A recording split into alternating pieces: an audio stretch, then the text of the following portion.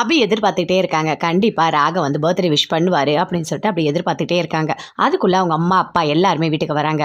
வாங்க வாங்க அப்படின்னு சொல்லிட்டு கூப்பிட்டு பாட்டி உட்கார வைக்கிறாங்க. அபி இங்க வா, உன்னோட அம்மா அப்பா 2 பேருமே வந்திருக்காங்க, வந்து பாரு அப்படின்னு சொல்றாங்க. அதே மாதிரி வராங்க அபி.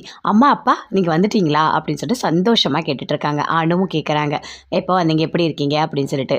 அதெல்லாம் ஒன்றும் இல்லம்மா, உன்னை பார்க்கறதுக்காக தான் நாங்கள் வந்தோம். இன்னைக்கு உனக்கு பர்த்டே இல்லை, விஷ் பண்ணுறதுக்காக தான் நாங்கள் நேரில் வந்தோம் அப்படின்னு சொல்லிட்டு அவங்க அப்பா சொல்றாரு.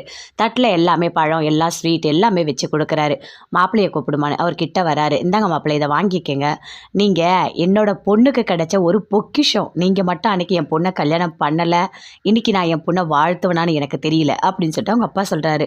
அதை கேட்டோன்னே அபி சொல்கிறாங்க, அப்பா என்னப்பா ஆச்சு, ஏன்ப்பா இப்படிலாம் பேசிகிட்டு இருக்கீங்க அப்படின்னு சொல்லிட்டு.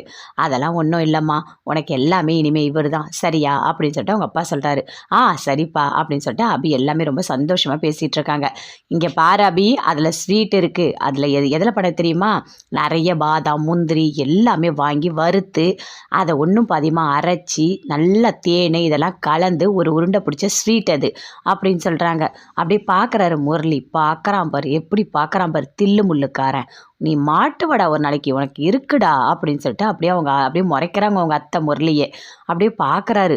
ஐயோ, இந்த ஆண்டாள் அம்மா கிட்ட மாட்டினா அவ்வளோதான் அப்படின்னு சொல்லிட்டு அப்படியே சுற்றி வேறு இடத்துல பார்த்துட்ருக்காரு. சரி சரி, கண்டிப்பாக இந்த ஸ்வீட்டை நான் சாப்பிட்றேன் அப்படின்னு சொல்லிட்டு அப்படி சொல்கிறாங்க. ஐயோ கடவுளே, இந்த பாதாம் முந்திரிக்கெல்லாம் போயிட்டு அத்தை சண்டை போட்டு தேவையில்லாத பிரச்சனை பண்ணிட்டாங்க அப்படின்னு சொல்லிட்டு அப்படியே முரளி மனசுக்குள்ளேயே நினைக்கிறாரு. சரி நாங்கள் கிளம்புறோம் அப்படின்னு சொல்லிட்டு அபியோட அம்மா அப்பா 2 பேருமே போகிறாங்க. என்ன திடீர்னு போகிறீங்க, அதெல்லாம் ஒன்றும் வேண்டாம், நீங்கள் வந்திருக்கீங்கல்ல, ஒரு 2 நாள் இங்கே இருங்க, இருந்துட்டு போங்க, அப்போ தான் அபி ஆனும் 2 பேருமே ரொம்ப சந்தோஷமாக இருப்பாங்க அப்படின்னு சொல்லிட்டு அஞ்சலி சொல்கிறாங்க. இல்லைம்மா, அதுக்காக நான் சொல்லலை, கொஞ்சம் ஊறுகாய் பொடியெல்லாம் பேக் பண்ணணும், காலையில் கொடுக்கணும், அதுக்காக தான்மா நான் போகிறேன் அப்படின்னு சொல்கிறாங்க அபியோட அம்மா. அதுக்கு பாட்டி சொல்கிறாங்க, ஆமாம் அபி கூட சொன்னா, நீங்கள் ஏதோ ஊறுகாய் பிஸ்னஸ் பண்ணிகிட்ருக்கீங்க அப்படின்னு சொல்லிட்டு. பிஸ்னஸ்லாம் ஒன்றும் இல்லை, சும்மா போட்டுட்ருக்கோம் அப்படின்னு சொல்லிட்டு அவங்க அம்மா சொல்கிறாங்க. சரிங்க, நாங்கள் கிளம்புறோம் அபி, நான் போயிட்டு வரேம்மா அப்படின்னு சொல்லிட்டு அவங்க அம்மா அப்பா எல்லாருமே சொல்கிறாங்க. அபி நீ 100 வருஷம் நல்லா இருக்கணுமா, நான் அவங்க அப்பா அப்படியே வாழ்த்துறாரு. அவங்க அத்தையும் சொல்கிறாங்க, அபி நீ நல்லா இருக்கணும் அப்படின்னு சொல்லிட்டு அங்கேருந்து எல்லாருமே கிளம்புறாங்க. அப்படியே ஒரு மாதிரி அப்படியே ஃபீல் பண்ணிகிட்டே இருக்காங்க அபி. அதை எல்லாத்தையுமே அப்படியே பார்க்குறாங்க அனு. பார்த்தோன்னே ராகவ் கிட்ட போய் பேசுகிறாங்க. ஒரு நிமிஷம் உங்ககிட்ட பேசணும் அப்படின்னு சொல்லிட்டு. சொல்லுங்க அனு, என்ன அப்படின்னு ராகவ் கேட்குறாரு. இல்லை, அபிக்கும் உங்களுக்கும் அடிக்கடிக்கு சின்ன சின்ன சண்டை வரத்தெல்லாம் நான் பார்த்துருக்கேன், ஆனால் உங்களுக்குள்ளே இப்போ ஏதாவது சண்டை இருக்கா என்ன அப்படின்னு சொல்லிட்டு அனு கேட்குறாங்க. இல்லையே, அந்த மாதிரிலாம் எதுவுமே இல்லையே அப்படின்னு சொல்லிட்டு ராகவ் சொல்கிறாரு. நான் காலைல கூட கோயிலுக்கு கூட்டிகிட்டு போனேன் அபியே அப்படின்னு சொல்கிறாரு.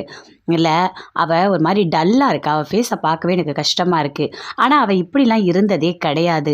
அம்மா அப்பா வந்தால் அவள் ஒரு குஷி ஆகிடுவா, ஆனால் அதெல்லாம் எதுவுமே ஆகவே இல்லை. அவள் ஒரு மாதிரி ஏதோ ஒரு எதிர்பார்ப்போடு இருக்கா மாதிரி எனக்கு தெரியுது. ஒரு வேளை நீங்கள் அவளை விஷ் பண்ணணும்னு அவள் எதிர்பார்க்குறாளோ என்னவோ.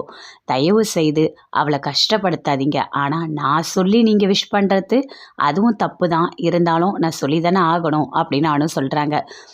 அப்படிலாம் நீங்கள் எதுவுமே யோசிக்காதீங்க அனு, நான் பார்த்துக்கிறேன் அப்படின்னு சொல்லிட்டு ராகவ் அங்கேருந்து வராரு. அபி ரூமில் இருக்காங்க. ரூமில் இருக்கும்போது ஒரு விஷ் பண்ணுறதுக்கு என்ன இவருக்கு, நானும் எவ்வளோ எதிர்பார்த்துட்ருக்கேன், சுத்தமாக பண்ணவே மாட்டார், ரொம்ப மோசம் இவர் அப்படின்னு சொல்லிட்டு அப்படியே யோசிச்சுட்டே இருக்காங்க. பார்க்குறாங்க அப்படியே பேகை பார்த்தா அதில் கிஃப்ட் இருக்குது. அந்த கிஃப்ட் எடுக்கிறாங்க. ஐயோ, கிஃப்டெல்லாம் வாங்கிட்டு வந்திருக்காரு ராக்கி பாய், சூப்பர் தான் அப்படின்னு சொல்லிட்டு. ஆமாம், கிஃப்ட்டுக்குள்ளே என்ன இருக்குன்னு பிரித்து பார்க்கலாமா அப்படின்னு சொல்லிட்டு அபி யோசிக்கிறாங்க. ஐயோ வேண்டாம் வேண்டாம், அவர் நம்மளை ரொம்ப அல்பமாக நினச்சிடுவார், நம்ம உள்ளே வைக்கலாம், அவரே கொடுக்கட்டும் அப்படின்னு சொல்லிட்டு உள்ளே வைக்கிறாங்க. அங்கேருந்து அஞ்சலியும் வராங்க, ராகவ் 2 பேருமே வராங்க.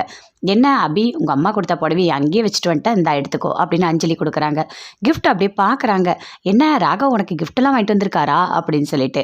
ராகவ் எதுக்காக நீ கிஃப்ட்டை பேக்குள்ளே வச்சுட்ருக்க, எடுத்து அபிகிட்ட கொடு அப்படின்னு சொல்கிறாங்க. அதே மாதிரி அப்படி பார்க்குறாரு. கொடுன்னு சொல்கிறல்ல, இந்த மாதிரி வச்சுக்கக்கூடாது அப்படின்னு அஞ்சலி சொல்கிறாங்க. ராகவ் அப்படியே கிஃப்ட்டை கொடுக்குறாரு. அப்படியே வாங்கிக்கிறாங்க. அபி வாங்கிட்டோன்னே அவ்வளோ சந்தோஷப்படுறாங்க. சரி நான் போயிட்டு வரேன் அப்படின்னு சொல்லிட்டு அஞ்சலி அங்கேருந்து போகிறாங்க. அப்போது அபி யோசிக்கிறாங்க, அஞ்சலி அக்கா மாதிரி ஒரு ஆள் இந்த ராக்கி பாயை தலையில் கொட்டிகிட்டே இருக்கணும், அப்போ தான் புத்தி வரும் அப்படின்னு சொல்லிட்டு போகிறாங்க. அம்மா இதில் என்ன இருக்குது அப்படின்னு சொல்லிட்டு கேட்குறாங்க ராகவ் கிட்ட. அந்த கிஃப்ட்டு உன் கையில் தானே இருக்குது, நீயே பிரித்து பாரு அப்படின்னு சொல்லிட்டு ராகவ் அங்கேருந்து அப்படியே போகிறாரு. அதை பார்க்குறாங்க. பிரித்து பார்த்தா முருகர் சிலை. ஐயோ முருகா, சூப்பர் முருகா, ரொம்ப அழகாக இருக்கியே நீ அப்படின்னு சொல்லிட்டு ரொம்ப சந்தோஷப்படுறாங்க. என்னங்க முருகர் சிலை வாங்கிட்டு வந்து கொடுத்துருக்கீங்க, உங்களை நான் ஏதோ தப்பாக நினச்சிட்டேன், ஆனால் சூப்பரில் எனக்காக தேடி நீங்கள் முருகர் சிலைலாம் வாங்கி கொடுத்துருக்கீங்க, எனக்கு ரொம்ப பிடிச்சிருக்கு, நான் ரொம்ப சந்தோஷமாக இருக்கேன் அப்படின்னு சொல்லிட்டு அப்படியே ரொம்ப சந்தோஷமாக இருக்காங்க. அப்படியே ராகவ் படுத்துட்டாரு. அங்கேருந்து அந்த சிலையை எடுத்துகிட்டு போய் வச்சுட்டாங்க. முருகா சூப்பர் முருகா உன்கிட்ட நான் ரொம்ப ஒரு மாதிரி ஃபீல் பண்ணேன். ஆனா நீயே எனக்கு வந்துட்ட பாத்தியா? அப்படின்னு சொல்லிட்டு அப்படி சந்தோஷமா வந்து அப்படியே கட்டில்ல உட்காராங்க. ராகவ் அந்த பக்கம் திரும்பி படுத்துட்டு இருக்காரு. அப்படியே பேசுறாங்க. நானும் நேத்து நைட்டு 12 மணிலேருந்து உங்களுக்காக நான் வெயிட் பண்ணிட்டு இருக்கேன். நீங்க எனக்கு விஷ் பண்ணுவீங்கன்னு. ஆனா இப்போ வரைக்கும் பண்ணல. பரவால்ல பரவால்ல. எனக்கு பிடிச்ச மாரி கிஃப்ட் வாங்கி குடுத்துட்டீங்க. நான் ரொம்ப சந்தோஷமா இருக்கேன். அப்படின்னு அபி தானா பேசுறாங்க.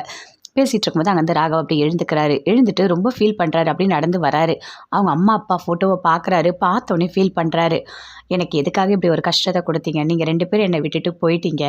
நீங்க போன உடனே எனக்கு என்ன பண்றதுன்னே தெரியாம நான் பிஸ்னஸ் பண்ணிட்டு இருந்தேன். என் மது வந்தா. மது தான் எல்லா சந்தோஷத்தையும் எனக்கு குடுத்தா. ஆனா இப்போ இந்த அபி வந்து நல்லவ கிடையாது. அவ ஒரு பச்சோந்தின்னு தெரிஞ்சும் நான் அவ கூட வாழ்ந்துட்டு இருக்கேன்.